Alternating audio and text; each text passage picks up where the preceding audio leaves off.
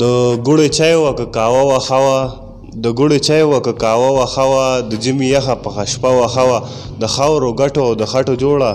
د خاورو ګټو او د خټو جوړه که د پښتون سړي اجره وه ښه وه. ګرانو کتونکو عبدالله خان لخوا سلامونه قبول کوي او دا هیله لرم چې روغ جوړ به او څنګه چې تاسو ته پته ده عبدالله خان پاڼه ستاسو دپاره د شاعرانو نه کلامونه ریکارډ کوي او تاسو ته در مخامخ کوي. نو هم په دغه سلسله کې راغلي وو خپل ګران مشر تسکین مانروال صاحب خواته، نو د هغه نه به کلامونه هم ریکارډ کوو او یو څو پوښتنې ترې کوو. تسکین مانروال صاحب خپل پروګرام کې ورته هرکلی وم او سلامونه قبول کړي. ډېره مننه، تشکر او ستاسو د مینې جواب یا صله خو زه نشم درکولی، خدای دې صله درکړي او تاسو چې راغلي نو موږ به تاسو مایوسه کوو نه او دا چې څوک اوري یا ویني د هغوی په خدمت کې هم ډېر سلامونه. ډېره مننه جي، ډېره مننه. پیژنګلو محتاجه خو نه یې، خو خپل لنډه پیژنګلو ورسره وکړئ. ډېره مننه به. نو بس زه خو د کوزي مانری شیرداد خیل محلې سره تعلق ساتم او استادي مې کړې ده، اوس ریټایر یم او بس دا شعر و شاعري خو داسې وه چې هغه وخت کې موږ کله کورل نو دا کیسټې مېسټې لا هم نه وي، موږ ته پته نه وه چې یاره دا به دومره شهرت په راځي په لاس باندې او لکه څنګه چې تاسو راغلي داسې مېلمانه پکې راشي لرې لرې. ما ته ځان والله بالله چې کاچا غونډه کې ښکاره شي موږ کې زور څه نشته سړی دا دی، خو د بهر الله هغوی مینه ده. شاعرۍ مبارک خوست دا پیدا به کمزور او زه خدای خبر نوم غنم ما ډایري مې اغوستې وه. یو دوه کتې اول تاسو ته وایم ارشاد جي دا مې هسې اوس هغه ذهن راغله دا د امریکې او طالبانو دا سوله وشوه چې د اسلحې او د جذبې جنګ و، د اسلحې او د جذبې جنګ و، د طالبانو او امریکې جنګ و، د امریکې د نتیجې جنګ و خو د طالبانو د نتیجې جنګ و. ډېر یو بله څلوریزه ده چې چاپیر چې څه کېږي ما فکر یوسي چې اسرافیل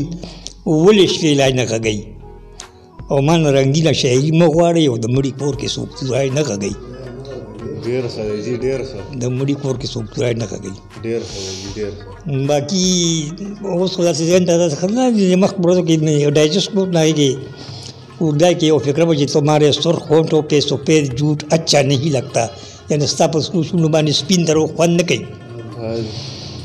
هغې باندې ما دغه وکړل، هغې نه غزل جوړ شو چې لیک کې ښکاره ښکاري په جبین دروغ او خوند یې په سرو شونډو نه کړي سپین دروغ. وایي چې غرمې نه پس به در شمه وخېږي هغه په ماسپښین دروغ، وخېږي هغه په ماسپښین دروغ، ځان به عالم بولي او په اصل کې هم وي دنیا دروغ هم دین دروغ. او څنګه چې د صورت وي هم هغه ښایي، څنګه چې د صورت وي هم هغه ښایي، چرې به ونه وایي آیین دروغ، چرې به ونه وایي آیین دروغ.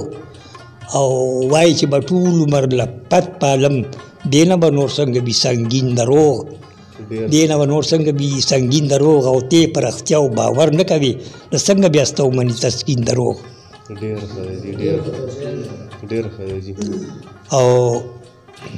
بل غزل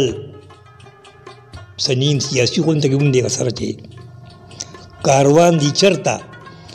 د رهبر اړو څه پته نشته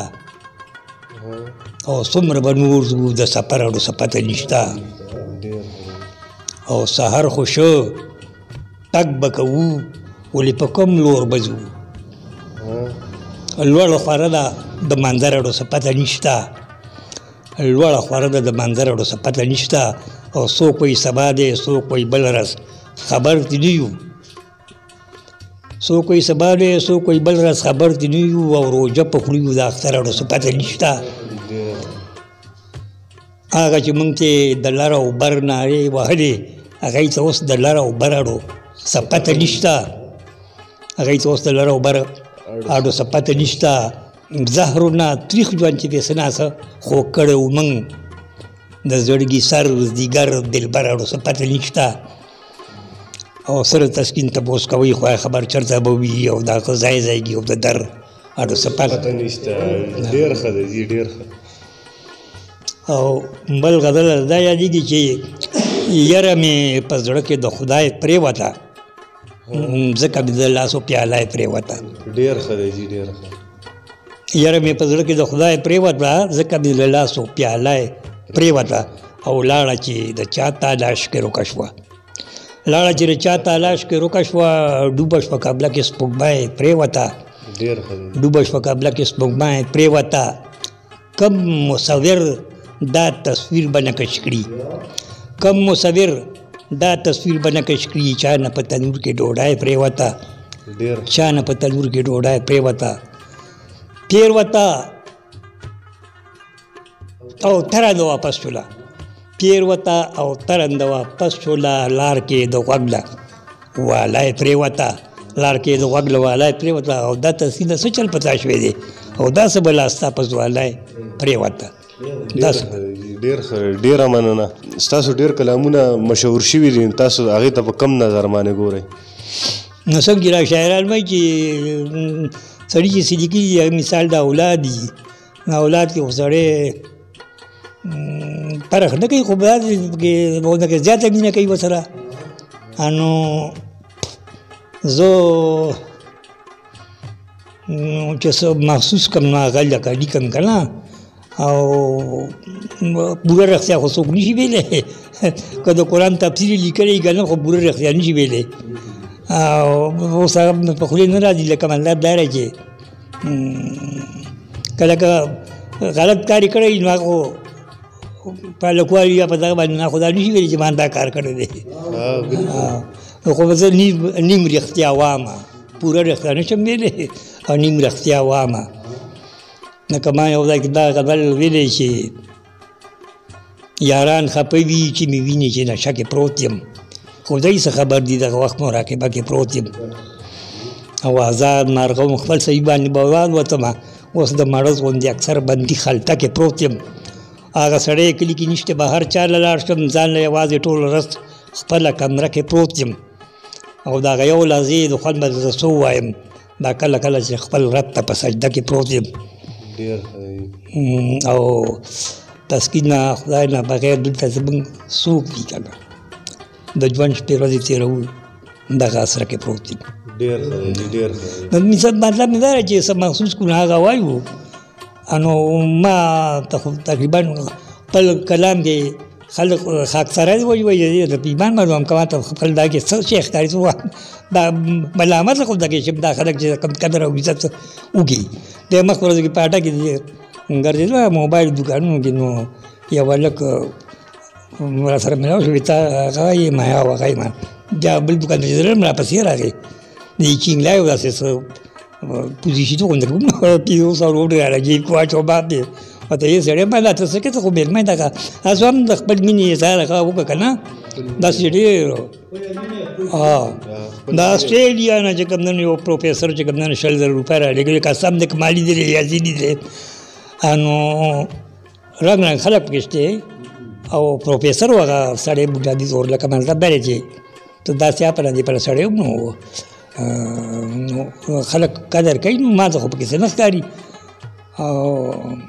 موږ خو هغه وخت بس خپلې دا شاعري څه وه خپلې خبرې ذات سره به کول دغه شاعري نو چې هغه شعر خوږي چې بل چا ترجماني پکې د زړه شي وي مثال به زه دا درکړم چې یو سړی د خپل اشنا ګلي ته تللی دی او هغه اشنا د ده دیدل ونه شو دی را روان دی او دا ټپه تر غوږه شوه چې څوک چې د یار کلي ته لاړ شي او چې بې دیدله ترې راځي نو زړه خو بې چوي نه دغه وخت کې د ده زړه ترجماني وشوه دا ټپه د هغې د دې نه هغې ته خوږ څیز بل نه میلاویږي زه به دا ووایم نو بس چې خلک خوښوي نو بس څه به پکې هسې خو به یې نه خوښوي نو بالکل جی بالکل او ستاسو د دومره ښکلي شعرونو دومره ښکلو کلامونو شاته لکه څه وجه ده ستاسو څه په وجه ده شاعري شروع کړه؟ نو شاعري خو ما چې کله 12 کې وما کالج کې نو هغه وخت سن 66-67 غالبا کالج کې به وخت یو کال یو رساله چاپ شو بیا چاپ شو نیلاب نوم یو انا کې ما غزل پیش کړو دا هغه وخت نه زه اړم ماسه وختن په وختن باندې اوس خو ډېره موده پس شی ولیکم بس زین تراشي اوس خو زینو ما پاتې نه دی نو بس بهرحال خلک توقع لري نو بس وکړو پکې بس داسې کله کله څه شی ولیکو که کال کې یو غزل ولیکه او که دغه دا ده چې مقدار نه په کار معیار په کار یو خو دا د شاعرانو لپاره مطالعه ډېره ضروري ده مطالعه اوس مونږ کولی نه شو کاپي یې ردیفونه خو به وجنګې خو دا ده چې منځ کې پکې څه شی دی نو هغې کې څه فلسفه ده په دغه شعرونو کې فلسفه څه ده پکې او معنه پکې څه ده نو دغه باندې مونږ زور ورکوو هغې لپاره مطالعې ضرورتي چې مطالعه د سړي نو ښه شعر ولیکي او که نه چې بس هغه دغه چې زلفې او شونډې ستایي نو هغه به تر کومه پورې ستایي بس چې څه مخصوص کړو بس هغه ولیکو نو ډېره مننه جي ډېره مننه د تسکین مانروال صاحب نه تاسو کلامونه مو اورېده او د هغې نه خوږې خوږې خبرې مو اورېدې امید ده چې تاسو به ترې ډېر زیات خوندونه اخیستي وي اخرنی تپوس ترې نه کومه تسکین مانروال صاحب ستاسو په شاعرانو کې کوم شاعر ډېر زیات خوښ دی چې د هغه شعرونه ستاسو په زړه پرېوځي؟ نو پخوانو شاعرانو کې خو د رحمان بابا شعر بیا باندې خوږه لګي بیا په مازیګري کې چې کوم دی حمزه بابا شو اوس په هم عصرو شاعرانو کې مطیع الله تراب د افغانستان پیر محمد کاروان د افغانستان او دلته چې کوم دی ساحل او دا لږ مې خوښ شه خپل کلیوال شاید کماش نو دا شعر مې ډېره خوښه شوه دا زما خوښ شاعران دي او مطیع الله تراب خو مې ډېر زیات خوښ دی د زړه سره مې دی او په ټلیفون مې ورسره خبرې شوي دي خو پېژندنې دی وپېژندم بیا نو د دیدن دغه یم ارزومند یم که خدای چې ته موقع میلاو کړه خو دوباره افغانستان ته مې ډېر اړه کېږي او له هم څه دوره ګران نه دي خو که خدای صحت دومره کې ښه که نو کېدی شي چې لاړ شم وله بل پروګرامه پورې زه ستاسو نه اجازت غواړم د الله په امان